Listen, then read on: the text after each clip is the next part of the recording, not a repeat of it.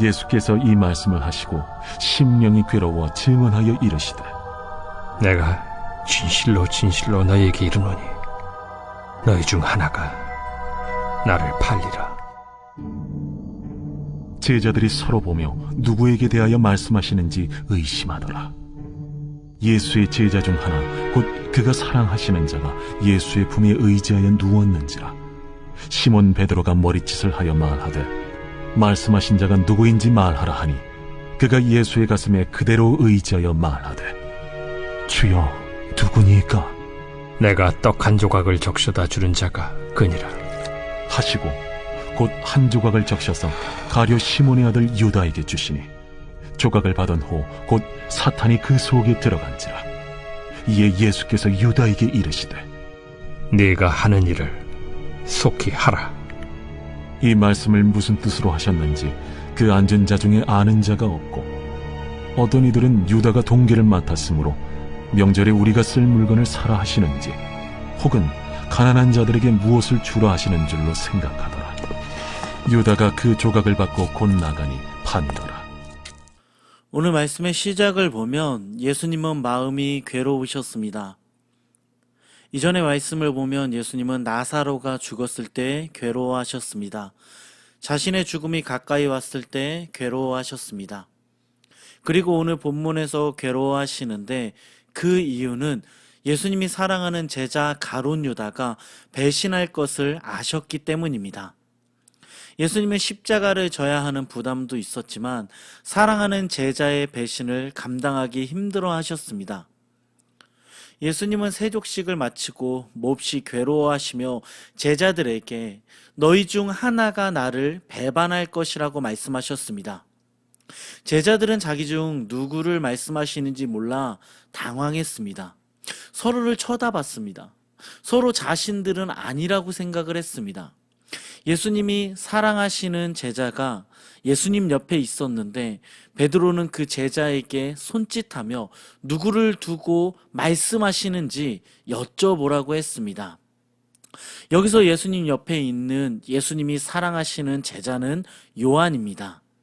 요한은 자신을 예수님의 제자 중 가장 사랑을 많이 받는 제자로 기록했습니다. 요한이 자신을 사랑받는 제자로 기록한 것은 요한이 자신을 나타내기 위해서가 아니었습니다. 요한은 나와 같은 죄인이 예수님께 받은 은혜와 사랑이 너무 컸기 때문에 자신을 예수님의 사랑받는 자로 기록했습니다. 요한은 예수님께 질문했습니다. 주여, 누가 주님을 파는 자입니까? 예수님은 요한에게 대답하셨습니다. 내가 이 빵 조각을 적셔서 주는 사람이 바로 그 사람이다.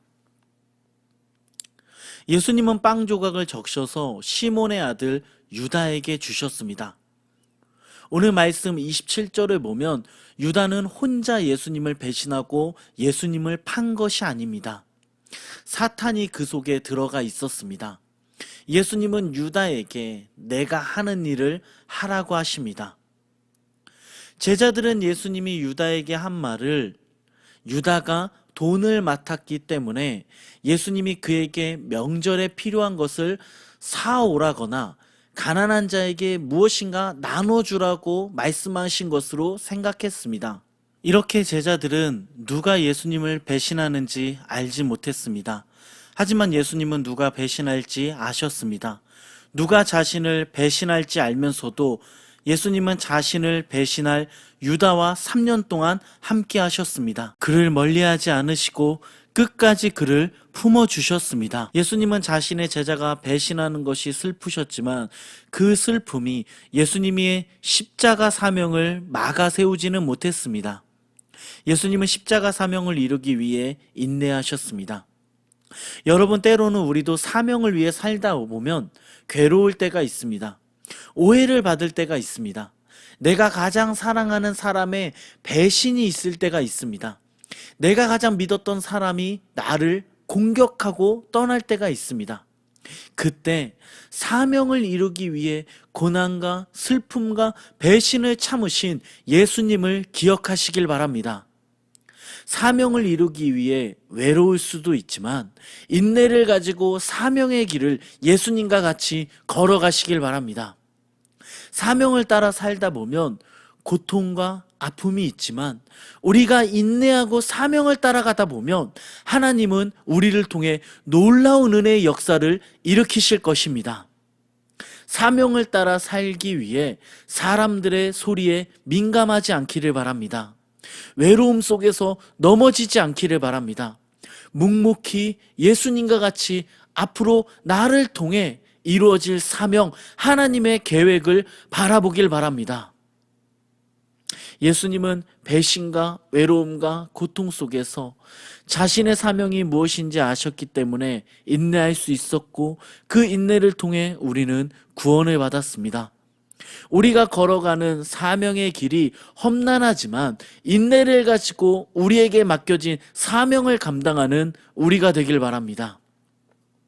사명을 포기할 만한 힘든 일이 생겨도 포기하지 마시기 바랍니다. 예수님의 인내를 배우길 바랍니다. 인내함으로 하나님께 사명을 감당할 힘을 구했으면 합니다. 하나님께서 우리에게 사명을 감당할 수 있는 능력과 인내를 주시길 기도했으면 합니다. 오늘 우리에게 주어진 사명을 감당함으로 우리를 통해 새로운 하나님의 생명의 열매들이 맺어지길 예수 그리스도의 이름으로 축원합니다. 아멘.